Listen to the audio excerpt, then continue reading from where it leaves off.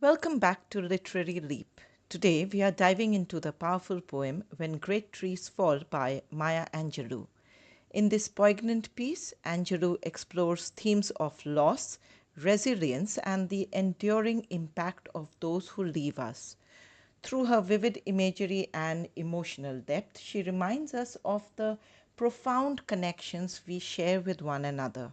So join me as we unpack the layers of meaning in this beautifully crafted poem and discover how Angelou's words resonate with our own experiences of grief and hope. When great trees fall, rocks on distant hills shudder, lions hunker down in tall grasses, and even elephants lumber after safety. When great trees fall refers to the death or loss of important, powerful people. The great trees symbolize such individuals. Their absence shakes the world just as the fall of a massive tree would shake its surroundings. The rocks on the distant hills shudder, which mean that even far off places feel the tremors of this loss.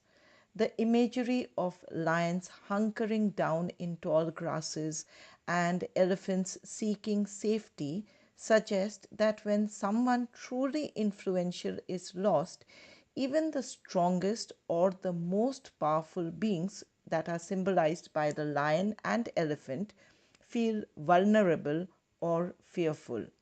The great trees is a metaphor and represent powerful or significant individuals.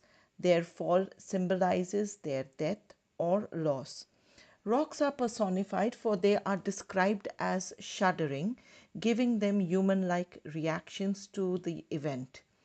Vivid descriptions like lions hunker down and elephants lumber after safety paint a picture of how deeply the loss is felt even by nature's mightiest creatures. So the poet reflects on how the death of a remarkable person or the death of remarkable people causes ripples of fear and sadness, not just in those close to them, but even in distant or seemingly unrelated places. The poet suggests that the strength and stability these individuals brought to the world was so profound that their absence creates an overwhelming sense of fragility even among the strongest. Angelou is contemplating the universal impact of grief and loss, conveying that when someone important falls, the entire world is shaken and no one is left unaffected. When great trees fall in forests, small things recoil into silence, their senses eroded beyond fear. Here, the focus is shifted to the smaller, more delicate aspects of life and how they respond to such a monumental event. When important or powerful people die or leave, even the smallest and most vulnerable things in life react by becoming silent and still. These small things, which could symbolize ordinary people or even the unnoticed aspects of life, are so overwhelmed by the loss that they stop functioning as usual. Their senses, such as fear, awareness, or even perception, become numb or eroded. The grief or shock is so deep that it goes beyond fear, it completely silences them. Small things have been personified and described as recoiling into silence as though they have human reactions. Their senses eroded beyond fear suggest their ability to feel or react has been worn away by the magnitude of the loss. So Maya Angelou reflects on how the loss of great people doesn't just affect the strong or powerful, but also has a deep, paralyzing effect on the most vulnerable aspects of life.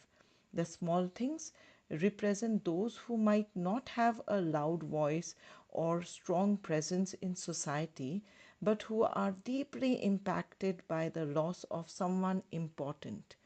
Angelou's mind seems to be processing the idea that grief and loss can be so overwhelming that they push people or beings into a state beyond fear, into silence and numbness.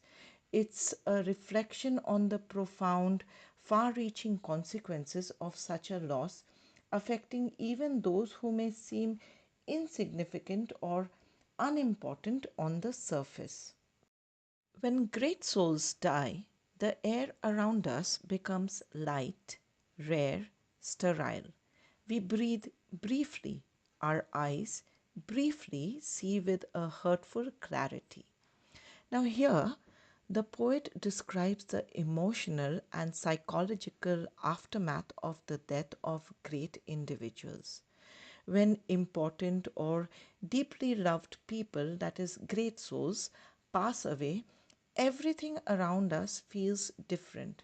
The air becomes lighter and sterile, meaning it feels empty and even clean but also lifeless.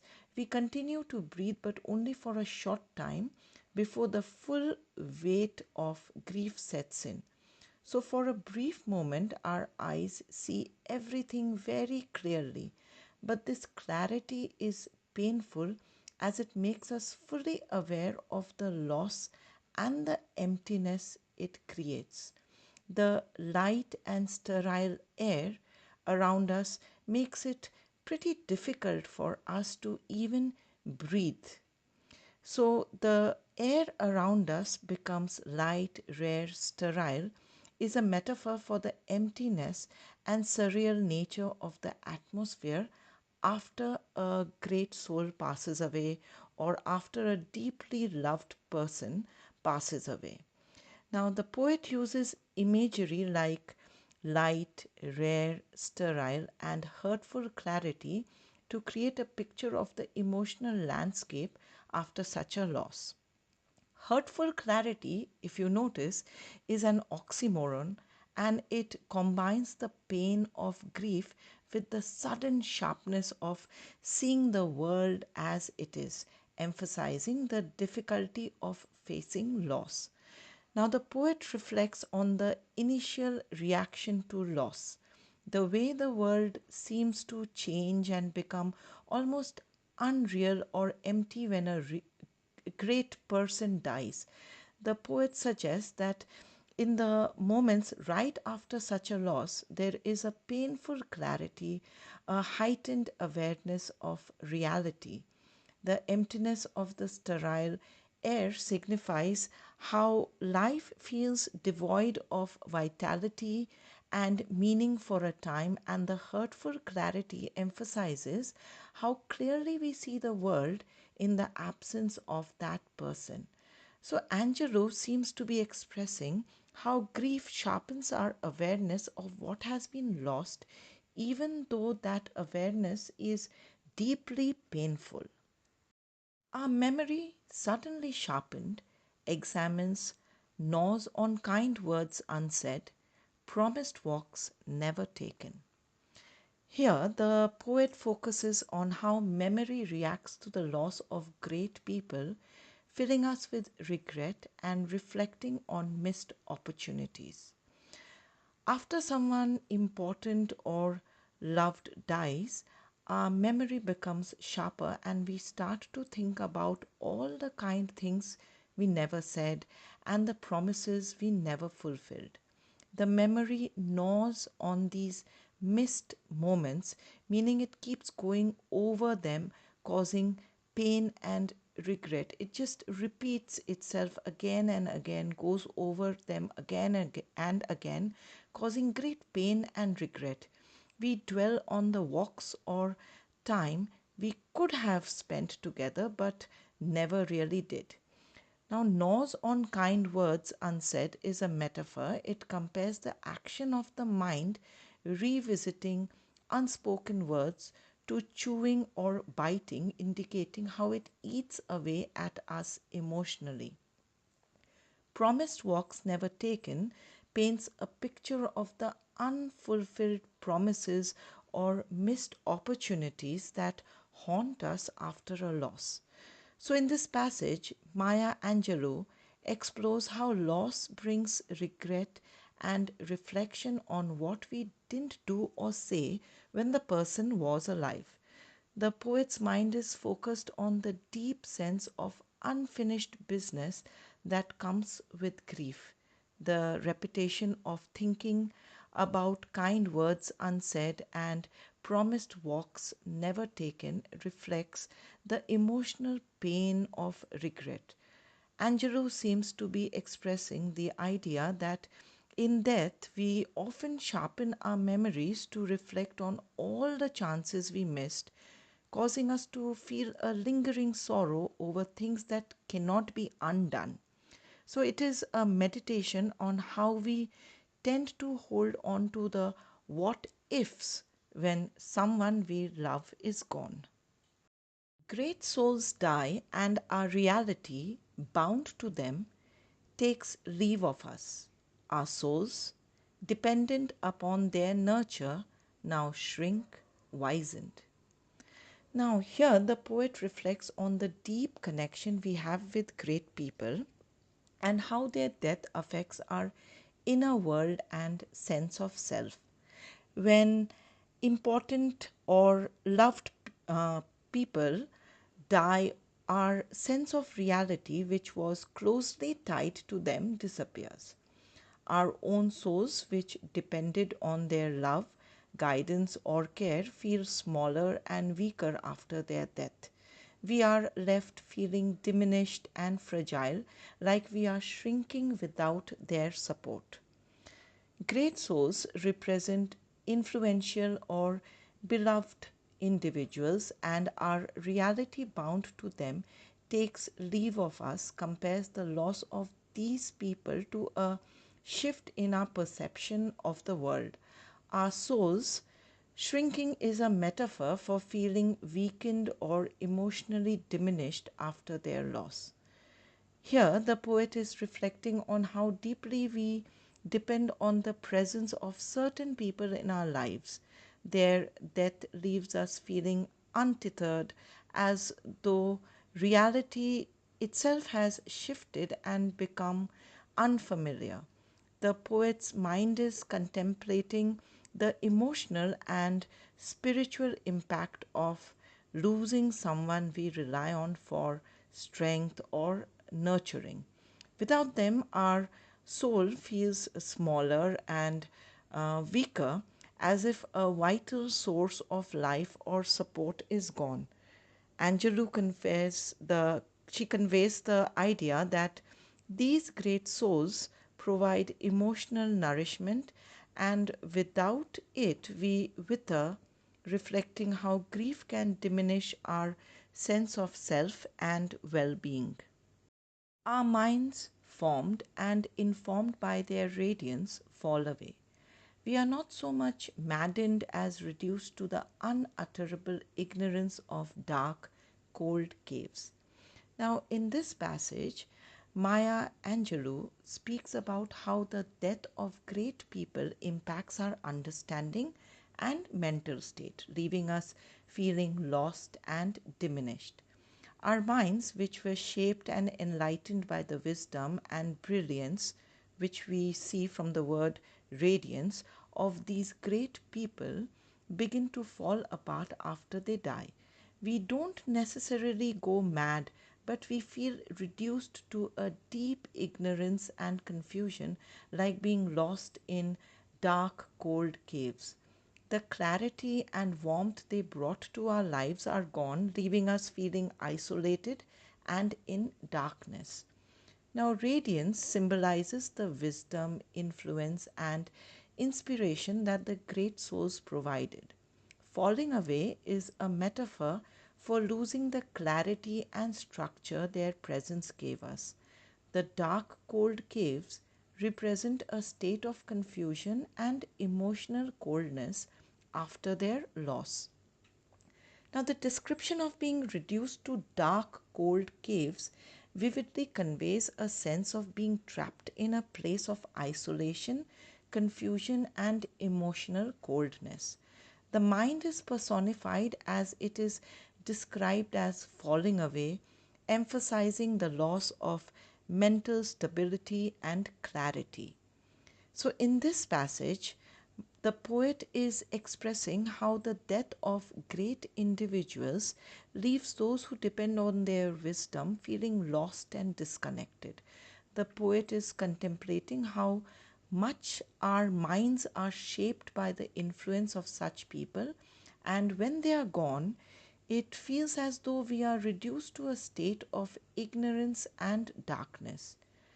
The poet emphasizes that the loss does not drive us mad, but it strips away the light and understanding they provided, leaving us in an emotional and mental void, like being trapped in a dark, cold place where we can no longer find our way. And the imagery of caves highlights feelings of isolation and being overwhelmed by the absence of guidance. And when great souls die, after a period, peace blooms, slowly and always, irregularly. Spaces fill with a kind of soothing electric vibration. Here, the poet shifts from the initial pain of loss to the gradual healing that follows the death of great people. When important or beloved people die, over time, a sense of peace begins to emerge. This peace doesn't come quickly or smoothly. It happens slowly and unevenly, but it does come. The empty spaces left by their absence start to fill with a comforting, almost energetic feeling that helps soothe the pain. Now, in this passage, the poet reflects on the aftermath of the death of significant, impactful people. When important, extraordinary people pass away, there is a sense of peace that eventually appears. This peace doesn't come all at once but gradually in an uneven way. The absence left behind is filled with a comforting, almost electric feeling, like a gentle, invisible energy that soothes those left behind. The phrase a soothing electric vibration uses metaphor to describe the peaceful feeling that comes after the death of a great person. It compares this feeling to an electric vibration, suggesting that it's subtle yet powerful and calming. The imagery of spaces filled with a kind of soothing electric vibration evokes a sense of an intangible yet comforting presence filling the void left by the departed. The poet is reflecting on the way healing and peace eventually follow even the even after the most painful losses. The poet acknowledges that while the return to peace is not immediate or straightforward, it does happen, though in a slow and uneven way. Angelou uses, or rather, Angelou's use of electric vibration suggests that while the piece is calming, it still has an energy to it, perhaps indicating the ongoing influence of the great souls who have passed away. The poet's mind seems to be balancing between the sadness of loss and the eventual comfort that fills the void, emphasizing the gradual but hopeful process of healing after grief. Our senses, restored, never to be the same, whisper to us, they existed, they existed. We can be, and be better, for they existed. Here, the poet speaks about the lasting impact that great people have on us. After the death of remarkable people, our sense or how we perceive and feel things are changed forever. These senses remind us that these people lived and had a significant presence. Their existence inspires us to strive to be better as their lives show us what is possible. Now, the repetition of they existed emphasizes the significance of the departed individuals and reinforces their lasting presence in our memories and lives. The idea that our senses whisper to us personifies our perception, giving it the ability to speak and remind us of the impact of the great people who have passed away. Now, Maya Angelou is reflecting on how the deaths of influential individuals leave a profound mark on us. Even though their physical presence is gone, their legacy affects how we experience life and our own potential. The poet suggests that their existence serves as a powerful reminder and inspiration for us to improve ourselves and achieve more. This passage highlights how the memory and influence of great people continue to guide and motivate us. I hope this explanation of Maya Angelou's powerful poem, When Great Trees Fall, has given you a deeper understanding of its themes and emotions.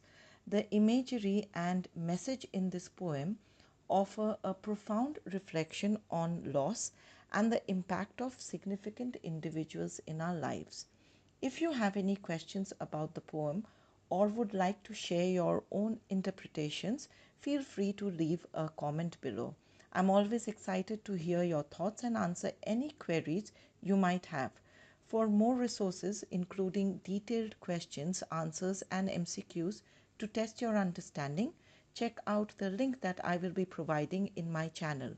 Don't forget to like this video, subscribe to my channel, and hit the notification bell so you stay updated with all our latest content. Thank you for watching, and I look forward to seeing you in the next video.